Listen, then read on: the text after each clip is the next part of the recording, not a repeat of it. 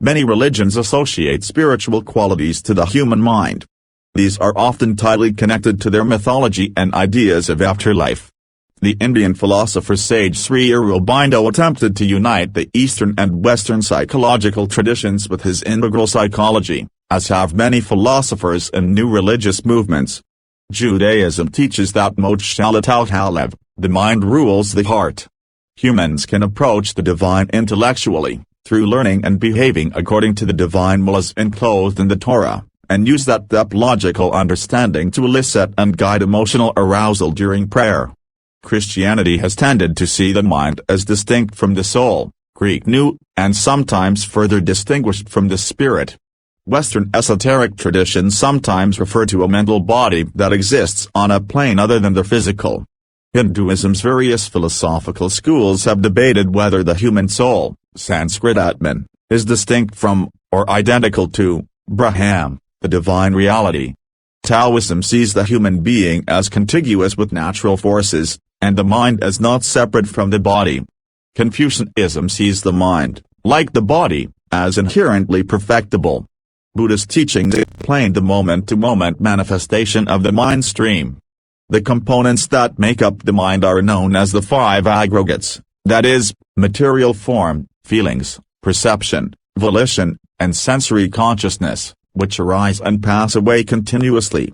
The arising and passing of these aggregates in the present moment is described as being influenced by five causal laws: biological laws, psychological laws, physical laws, volitional laws, and universal laws. The Buddhist practice of mindfulness involves attending to this constantly changing mind stream. According to Buddhist philosopher Dharmakirti, the mind has two fundamental qualities, clarity and cognizance. If something is not those two qualities, it cannot validly be called mind. Clarity refers to the fact that mind has no color, shape, size, location, weight, or any other physical characteristic, and cognizes that it functions to know or perceive objects. 68. Knowing refers to the fact that mind is aware of the contents of experience, and that, in order to exist, mind must be cognizing an object. You cannot have a mind, whose function is to cognize an object, existing without cognizing an object. Mind, in Buddhism, is also described as being space-like and illusion-like.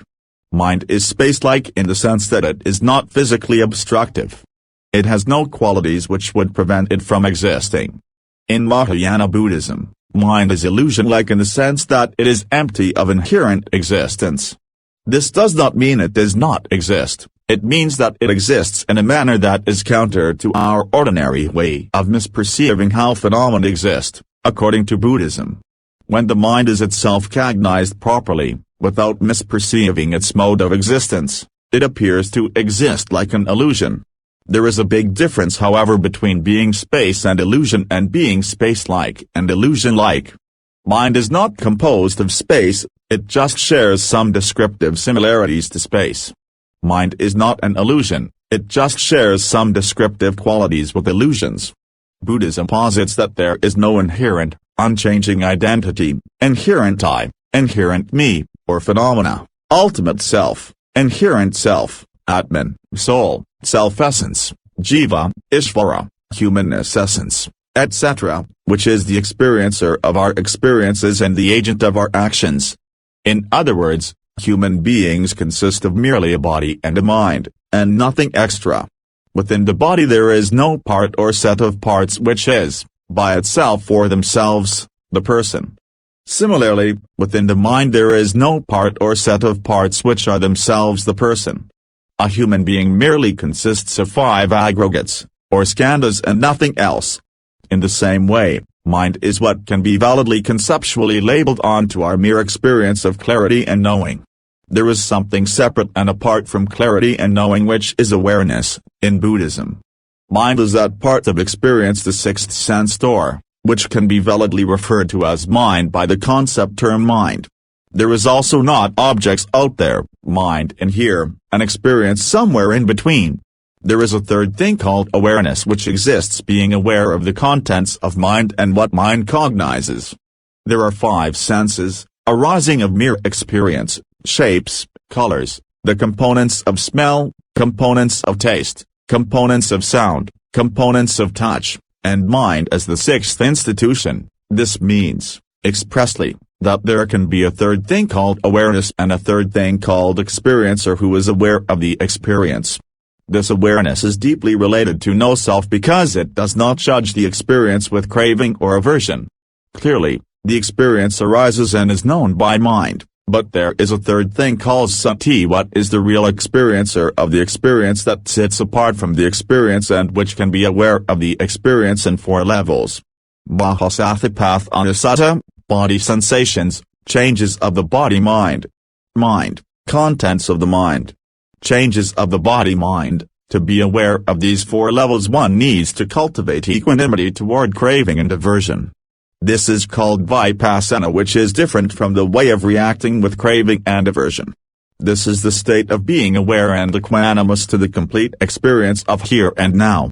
This is the way of Buddhism with regards to mind and the ultimate nature of minds and persons. Due to the mind-body problem, a lot of interest and debate surrounds the question of what happens to one's conscious mind as one's body dies. During brain death, all brain function permanently ceases.